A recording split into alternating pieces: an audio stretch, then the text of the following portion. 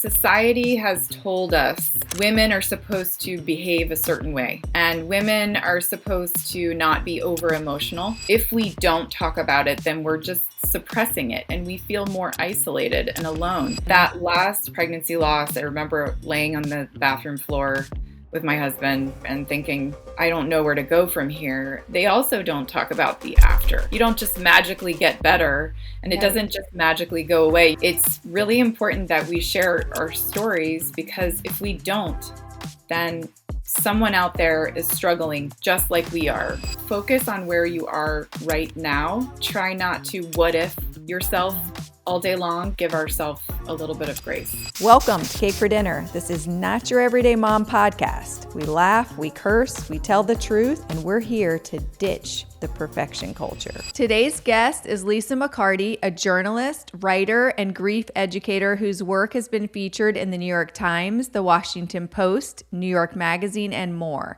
She writes about the things we don't always have language for: grief, motherhood, mental health, and the complicated realities that women carry, bringing both honesty and real insight to conversations that matter. Lisa McCarty, welcome to Cake for Dinner. Thanks for having me. So glad to be here. Of course. So I guess first, I think it's most important sort of to get into, the why behind your writing. What pulled you into writing about grief and women's health? Was there a moment or an experience that shaped that direction for you? Sure. So I've always been a writer. I went to my undergrad, studied in college was creative writing, and I decided about 5 years ago to start writing full time. Prior to that, I worked in advertising and comms and PR, and then decided, about 5 years ago, I started writing for myself. Decided that after my dad passed away, that I wanted to start sharing my experience of grief.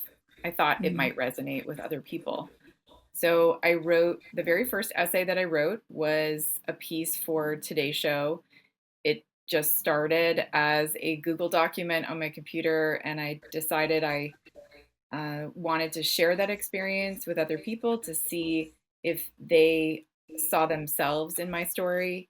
And what happened afterward was unexpected. I received many messages and texts and emails and comments on the story saying how much people could relate to it and how they had similar experiences to mine, that they also lost a parent or they were also a caregiver for a parent. And then, there were also other people who had a similar experience with losing a parent at the same time that they were welcoming a child into the world, which is what happened to me.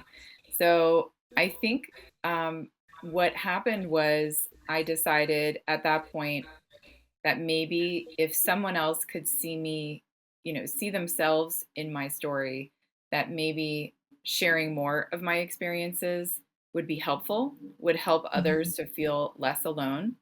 And it would offer an opportunity for me to express how I was feeling and to work through grief or whatever the emotion was related to the piece. And writing for me has always been a part of my life, but I think especially now it feels important because as a mom and as a former caregiver, and also a caregiver in motherhood, I feel like it's been really cathartic. How did so you said it was unexpected to get the reaction that you got. How did that impact your experience with grief? I mean, I would imagine it was validating.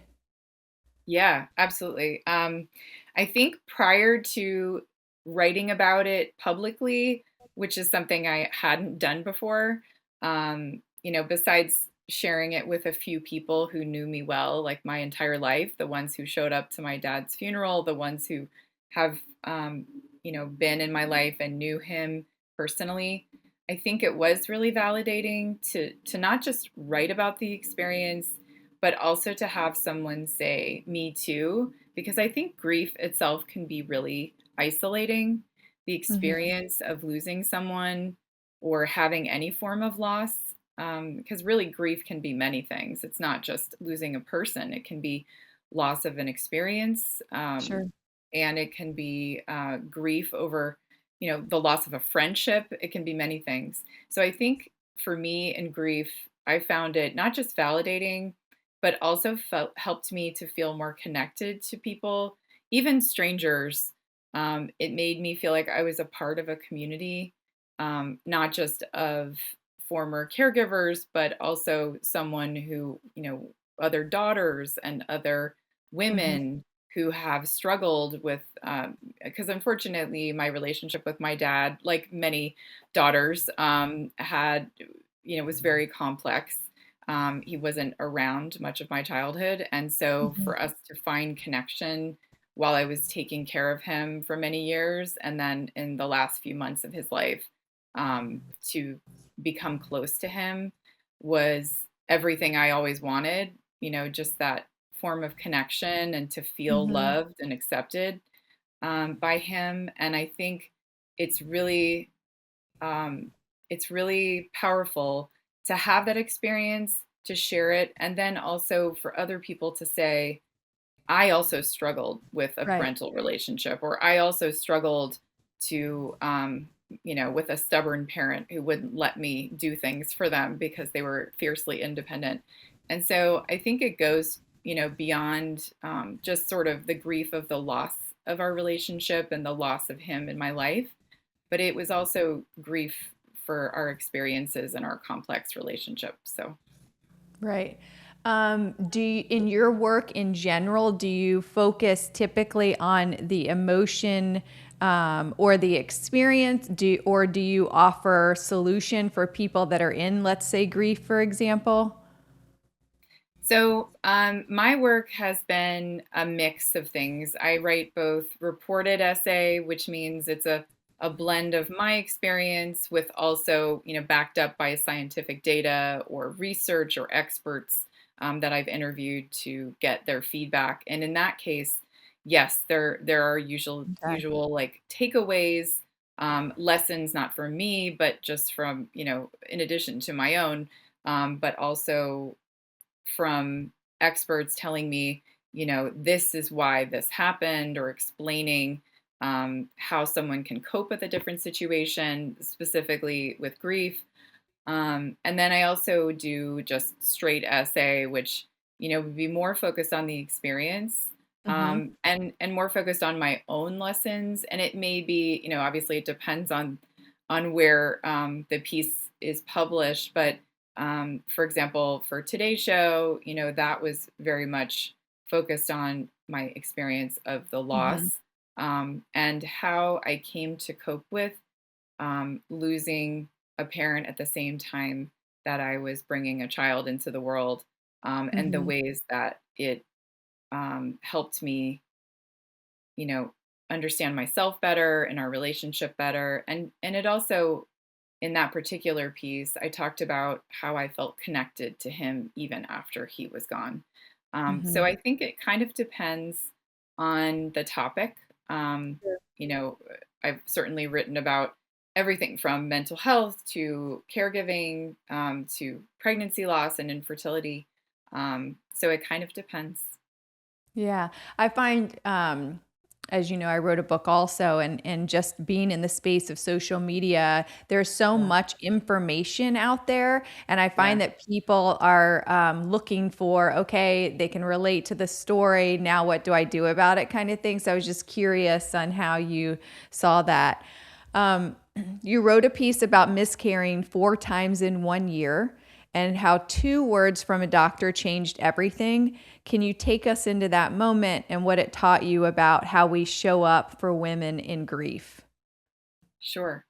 So that piece was not just focused on grief, but it was also a diagnosis. So Mm. that I wrote that for HuffPost a couple of years ago, and the feedback that I received was tremendous. It essentially was about how during my many years of infertility, the last year or so that I was in treatment, I had 4 recurrent miscarriages in a year. Mm-hmm. And my doctor couldn't figure out why this kept happening. They threw the kitchen sink at me, if you will. We tried Mm-hmm. every variable, every, protocol, every medication, and nothing was working because every time I would get a pregnancy test, I would get to around 5, 7, 8 weeks, and then I would have a loss. And it became unexplained. And so finally, after that fourth loss, which was debilitating, and I certainly in the process of the losses, I wasn't dealing with any of that grief or trying to cope with the situation at all. I really was just wanting, as many women do in during infertility, I ultimately just wanted the end result. I just Yeah. wanted to be pregnant and to stay pregnant. And I didn't think about the impact on myself or my husband. But Mm-hmm. that last pregnancy loss, I remember laying on the bathroom floor with my husband, just doubled over and thinking, I don't know where to go from here. And we talked to my doctor, and he said, well, look, you have one embryo left for frozen embryo transfer, but I really want you to see a specialist before that happens because you only have one more shot. And I had already been going through infertility for about 10 years prior to that. So Wow. it was one of those things that I knew in my mind what that meant. I knew that meant for us, we would have to look at surrogacy, we would have to look at adoption. And I was certainly open to that. But, like many women in that situation, I wanted to be able to carry the child myself. I wanted the opportunity to do it because I had done it successfully once before. About 3 years into infertility, I was able to have a successful frozen embryo transfer after failed IUIs. So you And had so one so baby I at had one child already. got Yeah. So I essentially had primary infertility as well it. as Mhm. secondary infertility. Okay. But Mhm. I had not, prior to those four losses, I had not had any pregnancy loss. It was just failed cycles for many years. So I knew that I was capable of having a child, but we just couldn't figure out why my body wasn't allowing it anymore. So I saw a specialist, and the two words that he said to me after one session with an evaluation procedure called a hysteroscopy, Mhm. and a tiny camera on a really long Yeah. cord, essentially like I think it almost reminds me of like forceps, but extremely long. I want to say it's like 14 to 16 inches. Um, and they essentially go into the uterus and they determine what's happening. And he said, you have scar tissue in the uterus and you have something called Asherman syndrome. And this is something Mm. that many OBGYNs do not talk about enough. Um, What is it and prior, exactly? and so it's essentially scar tissue that builds up in the uterus that can hinder Mhm. implantation and prevent you from carrying a child to full term, can also trigger miscarriage. And it can happen in many different situations. Specifically, it can be after an incomplete miscarriage. So if there's tissue in the Right. uterus, and for me, it was at the top of the uterus, so it was hindering implantation. Every time that I would have a transfer, it would implant, and then ultimately we would have a loss. So prior to that, I knew nothing about Asherman syndrome, no doctor, no OBGYN. My endocrinologist had never mentioned the possibility of this. And this was several years ago now, but it's still one of those things that people don't talk about. And Mhm. I think at the time I was really shocked because I had no idea that there was even a possibility that something I had, a condition that I had, a rare condition that wasn't talked about, could be preventing me from, having another baby. So I went to the specialist and they did a series of procedures, hysteroscopies to remove that scar tissue. And we had to do it about a month or so apart, 4 to 6 weeks apart. And they gave me medication to heal the lining because, unfortunately, with Asherman's and many women who may be listening that are familiar with scar tissue or have had pregnancy loss, It's essentially when that tissue builds up in the uterus, it can reoccur. And that's why you continue to have losses. And so for Mm. someone with Asherman syndrome, you have this really good ability, sort of in a sarcastic way, you're really good at making scar tissue in your uterus. And so it just keeps coming back. And I didn't obviously know that prior to the diagnosis, but it changed everything for me because after that fourth removal of tissue, the procedure, the fourth time, the doctor essentially put his hand over mine and said, "Look, we got it all. You can go Oh, and you can try again." And so, um, yeah, it's it's hard to even still. My son is now 7 years old, so it was successful. We did have an embryo transfer, and I was able to carry to full term. But I will say that speaking of, the grief and the mental health impact of that, having so many years of trial and error and failures, and then the pregnancy losses, I hadn't dealt with any of that, hmm, um, in the moment, and certainly for years after. I was in therapy at the time, but it was really, really hard for me during the pregnancy and then even after. And I think a lot of people don't talk about that. They don't talk about not only the process of infertility and how debilitating it can be, the toll that it takes on your mental health, but they also don't talk about the after. The fact that it's not just, you don't just magically get better and it right. doesn't just magically go away. You actually have to deal with it. And so that, you know, the grief of those four losses have still to this day stayed with me because those Hmm. were you know, four potential children that I could have had.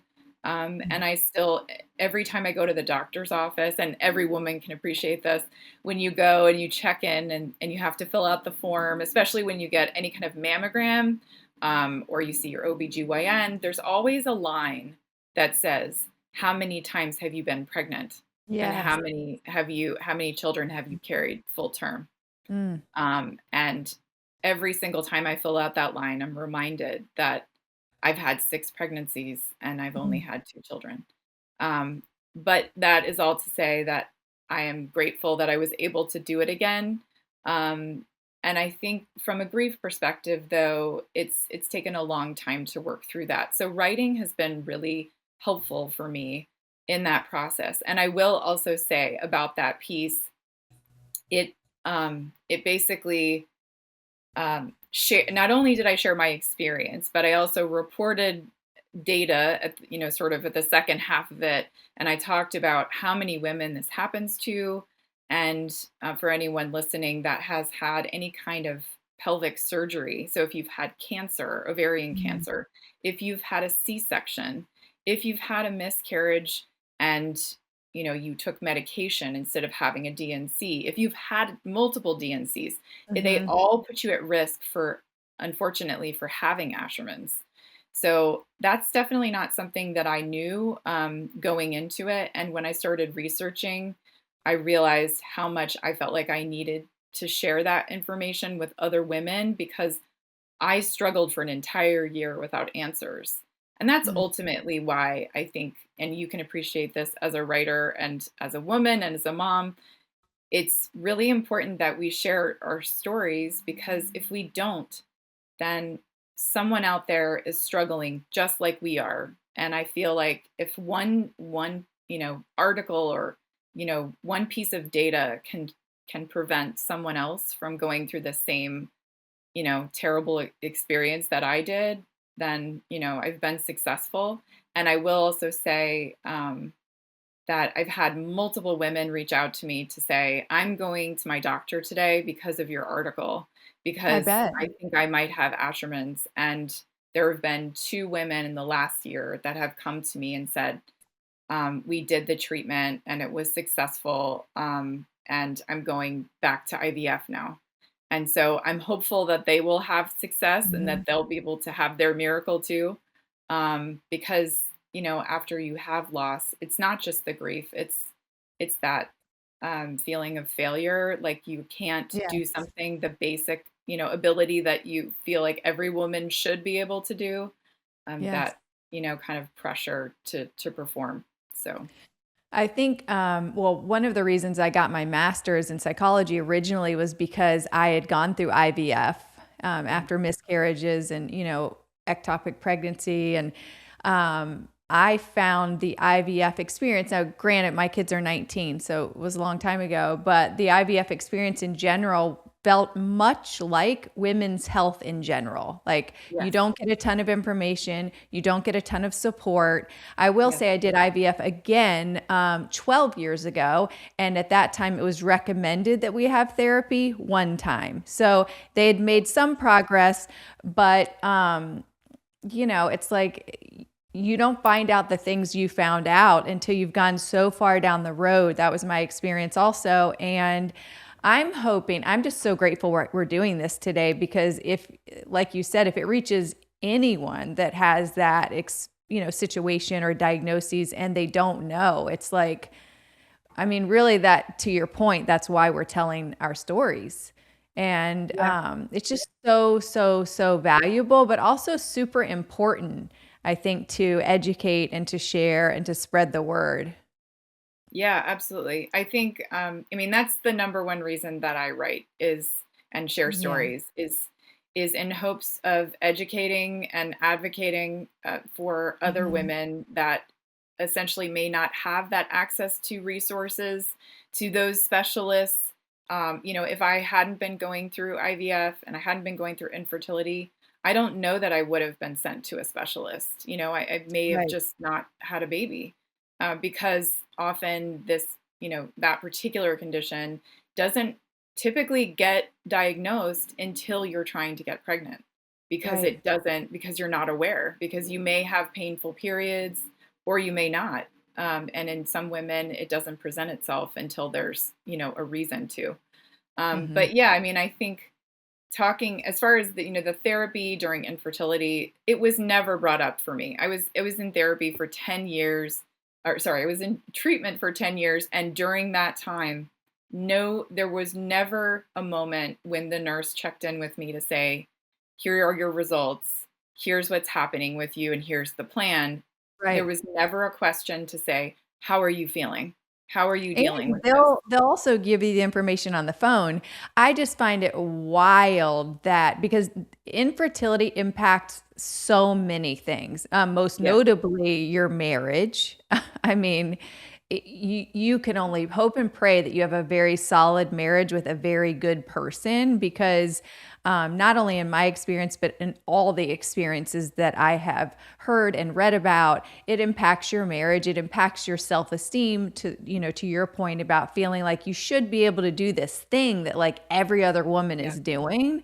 yeah, And I like how you brought up the point about after, because I do think as women, we're obviously speaking somewhat stereotypically, but we get in this like sort of thing where we're going to push until we get it. We're going to push when you have that maternal like thing where you want a baby. Nothing could have gotten in my way. I mean, I was just going to push and push, and women spend tons of money, you know, all of these different things in order to get to that place. But along the way, you are not, or at least I did not, and it doesn't sound like you did either. You're not really taking note of how this is impacting your life, your nervous system. I mean, by the yeah, time I got to the pregnancy that did end in, with two beautiful twins, I mean, I was riddled with anxiety and fear, and and now they're 19, and they're still stressing me out. So it's like, yeah. it really just sets you up for a tough time. And I hope that as it relates to women's health, I hope that all of these things become more researched, more prevalent, and people get more information on the front end of these experiences. Absolutely. I mean, I think social media and kind of the key ways that we get information right now, it's really hard to delineate between like this advice and that advice, Yes, which is yes. why I feel like I'm in such an important place because the way that I share information isn't just here's the data. It's like, here is my experience, and then here is why that's important and what you can learn from it. Mm-hmm. But I think it's also important to really just talk about the things that people don't, like the Yes. sort of taboo topics. And that really has been my primary, my priority is talking about things like infertility, because it was something that I never knew that people could talk about openly with their friends. I mean, I wasn't talking to even my closest girlfriends about it because they all were having babies, and I Yeah. sort of felt so isolated in my experience, like there must be something wrong with me. Why can I Mhm. not get pregnant? Why can I not stay pregnant? And I think the same goes for in grief and in caregiving as well. When we're in the, as you said, when you're in the experience, we often feel as though we are the only one. And when in fact Yes. there are millions of other people in those different situations that feel I think exactly like we do. I think there is some shame attached to the in vitro. I just wanted to read this to you quickly because this is this Yeah. morning. I mean, it's so bizarre. Tomorrow Mhm. is my egg retrieval. The doctor recommended PGTA testing, and now I'm Yeah. reading it in the medical journals questioning what I should do. My advice was, I'm really not sure. Maybe we should ask ChatGPT. I mean, the fact Yeah. the fact that my friend is asking me because she knows I've been through it before, I have no idea. She's at Yeah. home reading medical journals. My Right. point is, we're all just out here wildly trying to figure this thing out. Yeah. And it really is unfortunate, and I think women's health is on the rise. From HRT to infertility, all of these things, but we have a long way to go, in my We opinion. do. And unfortunately, and I'm not getting political, but I will just say, certainly the funding for this particular area, within women's health, for cancer treatment, Yes. for IVF, it's really important for medical experts to be sharing this stuff on social media. And this is why I report and write about it, because I feel like we are, especially right now, we're in a time where there's a lot of misinformation, and I Mm-hmm. want to be a source where people can come to and say, wow, I really wish my doctor would have talked to me about that, or wow, I'm Yes. not the only one during infertility that's not having sex with my husband. Right. Because let's just talk about the things that people are Googling, because we can't rely on ChatGPT and we can't rely on, Right. Dr. Google, if you will, because that's what we Yes. used, like decades ago. Because I mean, I should just address that comment about your friend. Thank you for sharing that with me. I'm sorry to hear that she's going through this, but I do think that, you know, the only amount of information that we get when we're in infertility is, whatever the nurse shares with us or whatever our reproductive endocrinologist shares with us. So we are expected to sort of process that and figure out how to make the decision. And it Mm-hmm. is hard to make informed decisions because there's so much nonsense, that's out there. And there's people that are calling themselves, experts when they know nothing about that particular topic, or they don't have a medical degree, like they're just out there like making stuff up. So I think it's important to know where you're getting your information from, to really choose that source wisely.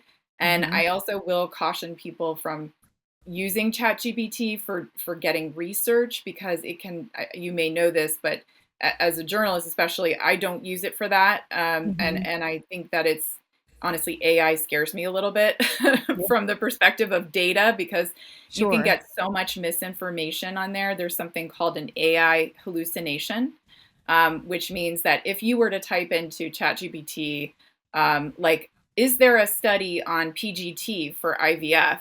It may pull up a bunch of things, but unfortunately, some of that may not even exist, where it will Wow. pull up a study and say, this study from 2005 says PGT is worthwhile, or whatever. So I caution anyone who's looking for data to not use AI, but to use Google Scholar is a great Okay. resource. if you're looking for research studies. And then, yes, JAMA is a great a source as well. Any medical journal that is credible and reliable. And yeah, I mean, I think it's really important to know where we're getting our data from, and then also I caution against anyone going through infertility or struggling with a medical condition from Googling it, because I know it's hard when we're Oh, in yeah. it.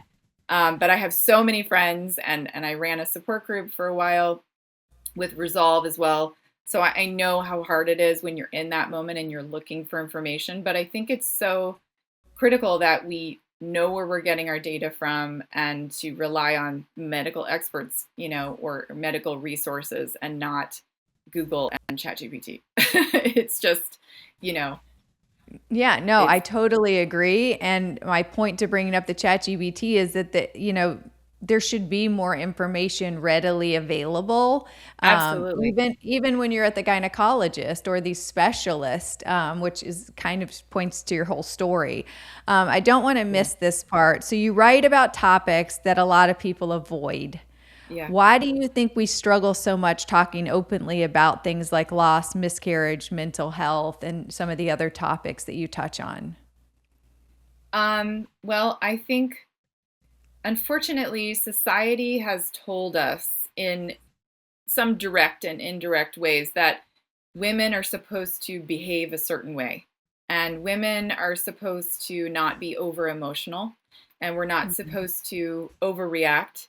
And unfortunately, anytime a woman expresses her emotions, whether that be, in a public way, for example, and I'll just give this because it was kind of recent. Um, it was Coco Gauff, what Mm, essentially took her racket I to the saw it. ground and Yeah. started smashing the concrete after she lost the Australian Open match. And instead of that moment being private and her embracing her emotions and expressing how she felt, and for people to be accepting of that, it went viral and people were criticizing her. And the media, certain outlets, and I certainly won't call them out, I think it's just interesting how society and the media portrays women as Hmm. over emotional and being overreactive. So I think it's really important for me as a journalist and as a writer of essays and other things to talk about the things that we are sort of stigmatized against talking about, like miscarriage, like caregiving, like sex and relationships, and, estrangement, because if we don't talk about it, then we're just suppressing it and we feel more isolated and alone. And as someone who spent many, many years dealing with anxiety and panic attacks and being dismissed by doctors for things that I felt really frustrated about, it feels almost like a, for lack of a better word, but a duty that I have to share not just my experience, but to Yes. research it and to bring in, experts to share why we need to know about this thing. And so when I wrote about miscarriage, and when I wrote about a piece for The Cut last year as well about caregiving for my mom at age 13, it wasn't just to get it off my chest, it was to normalize the conversation around that topic. The Right. idea that we don't have to just pretend to be okay all the time, and that we shouldn't have to hide our emotions, and we shouldn't be judged for expressing them. So I think when we as women have a safe place to share, on my social media page, and also in your community, and I think in conversations and support groups, it's not just in therapy that happens. It's in safe spaces, and I think we just need to create more of them, and we need to normalize the conversation. This is where I do think social media is beneficial. I mean, obviously it has Yeah. its downfalls and it gets is a lot of, pushback from that, but it does, if used properly or maybe effectively, it does give you the opportunity to reach more people with a great message. Yeah. Of everything you've written, is there one piece that stays with you or changed you the most as a person, not just a writer? It's a great question. Yes, I would say I feel like all of my pieces have a close, sort of a special place in my heart because I've written about everything from having pregnancy bleeding at 22 weeks with my second child to having losses to caregiving for my dad and also my mom. Um, I think the piece that has stayed with me um, has been the piece that I mentioned in the cut last year because it not only helped me to continue processing my experience of caregiving at a young age, but it also helped me to um, feel closer to a place of peace and healing in myself Mm-hmm. because all spent many many years in therapy, and I think it's really hard to put it all in a sort of a perfect little box with a bow on it to say here are all the magical things that I learned in therapy because they all kind of show up in different times and spaces in your life. As a mother, every morning when I make my kids breakfast, I think I'm so grateful to have the patience that I do from all of my difficult experiences that have kind of brought me Mm. to this place where I'm thinking about the way that I talk to my kids. I think about the way that I, am checking in with my daughter who struggles with anxiety as well. And I think that particular piece, um, it really talked about so many different aspects of my mental health and my relationship with my mom, my complex relationship with her, and also has it demonstrated where I am in my life right now, which is I'm really good at setting boundaries now, and I wasn't as an Right. adolescent, and I wasn't early even in my 20s because I hadn't gone to therapy and I didn't know better. And I think I've come to a place of acceptance within myself, and I think that piece, especially, it's not only a defining experience of my life and sharing that with other people to feel more connected and to educate others that caregiving can happen at an early age, and we don't Mhm. often talk about that. But it also is sort of like a permission slip, if you will, for women my age over 40 to feel okay with where they are and to know that you have limits and that you can set those boundaries and not feel guilty about it, you know? Yeah. It's a hard-earned lesson for so It sure many. is. Yeah, it took a long time to learn that, but I'm grateful for that. Kind of the silver lining to the struggle, you know? Yeah, absolutely. Um, so in closing, if someone listening is in a hard season right now and doesn't even know where to start, what would you want them to hear today? I would say, um, on the sort of subject of acceptance is to focus on where you are right now and to try not to what if yourself Mhm. all day long because I feel like that is probably one of the hardest lessons that I've learned, not just with coping with anxiety, but also as a mother and as a caregiver and as a woman, is to just focus on where you are right now. Right now, everything is calm. Right now, you're in a good space, and to not put so much pressure on yourself to do it all because you're only human. And I think we often, especially as women, put ourselves in this sort of pedestal and like we have to get it all done. We have to Right. be everything to everyone. And I just don't think that it's realistic. And we need to just give ourselves a little bit of grace. Yeah, it's not realistic, and also, like, I don't know, I'm just at 51 learning that I don't need to be top priority, but I do need to put myself on the list, you Yes. know? And that's only a positive thing because I can only ultimately give what I have.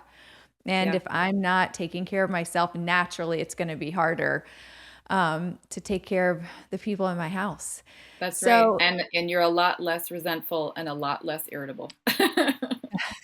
yeah, and then you put that all in the bucket of like peri and menopause, and like it's Right. become even more Unpredictable important. emotions. Yeah, it becomes even more important to like put yourself on the list. That's right. If anyone heard or someone listening, they want to reach out to you, they want to talk about the things that we've spoken about today, how would somebody find you? Also, maybe how would they read some of your articles or your Sure. other work? So you can follow me at LB McCarty 717, which is my wedding date, and it just kind of stuck. So that's where you find me on Instagram, and then I have a link tree there. You can read all my articles, and feel free to reach out if you have a similar experience or if something resonated with you. I would love to hear from you. Amazing. And if you haven't already, please subscribe to Cake for Dinner. It is on Apple, Spotify, and YouTube. We are really trying to bring the truth to women and give people a voice. So please do that. And we will see you again next week.